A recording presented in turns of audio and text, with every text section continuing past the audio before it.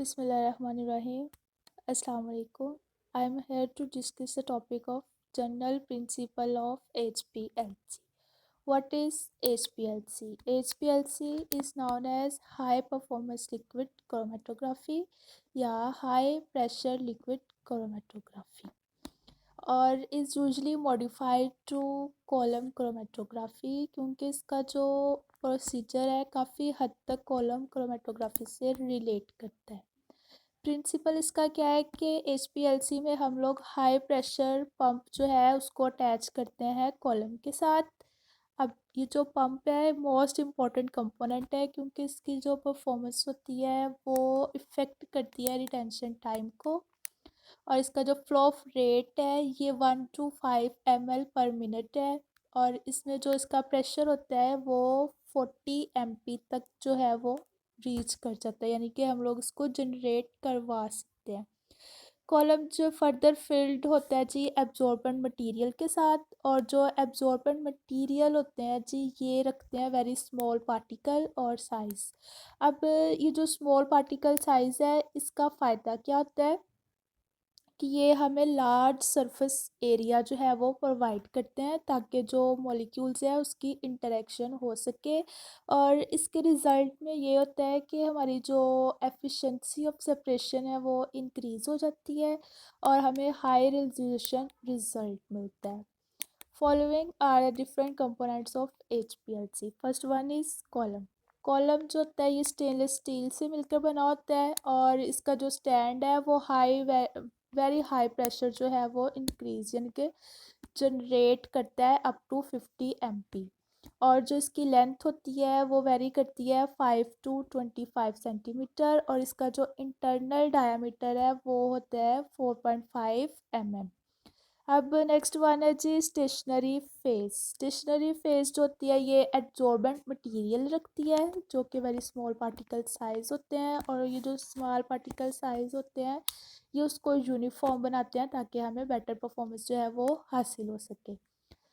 Second third one is mobile face. Mobile face जो होती है ये डिपेंड करती है सॉल्वेंट की नेचर के आया कि जो हमारे पास सैंपल है वो किस नेचर का है और जो मोबाइल फेस होती है ये हमारे पास पोलर भी हो सकती है और नॉन पोलर इन नेचर भी हो सकती है।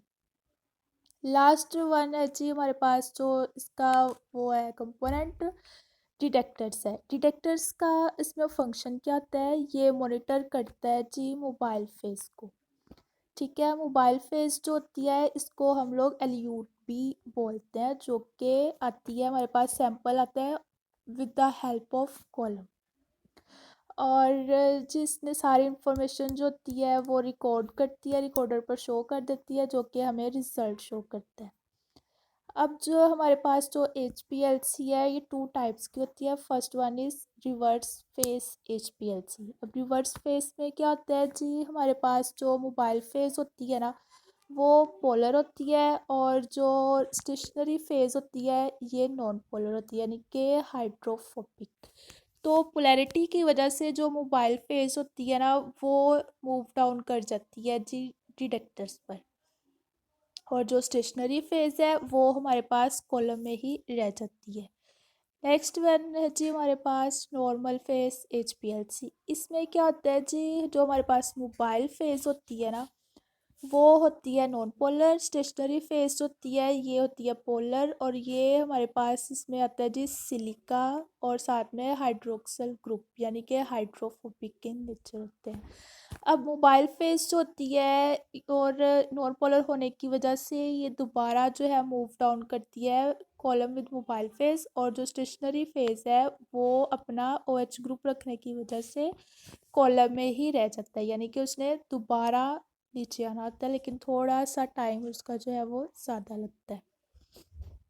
तो यहाँ पे देखिए ये हमारे पास समरी है जी। इसमें सॉल्वेंट जो रेजरवायर है ये हमारे पास मोबाइल फेस है जो कि हाई प्रेशर पंप के ज़रिए इंजेक्ट करते हैं हम लोग कॉलम में। अब कॉलम में हमारे पास ये होता है कि जो अपनी पोलैरिटी की वजह से जो हमारे पास सॉल्वेंट होते हैं वो आहिस्ता आहिस्ता मूव डाउन करते हैं डिटेक्टर्स के ऊपर। अब जो ये हमारे पास डिटेक्टर्स है कि डिफरेंट टाइप्स के होते हैं like UV detector, IR detector, electrochemical detector and last one is refractive index detector. और ये हमारे पास है जी रिकॉर्डर। रिकॉर्डर पर हमारे पास टाइम शो होता है, यानी कि इनका रिटेंशन टाइम शो होता है। ये जो पीक्स है ये शो करते हैं कि मॉलिक्यूल्स कितने एब्जॉर्बेंट से या हाई स्पीड से इधर आते हैं, तो इसी तरह उनकी जो पीक्स है वो शो करी जाती है। और जो हमारे पास रिजल्ट है in the form of time पे जो शो होता है, इसको क्रोमेटोग्राम बोलते हैं।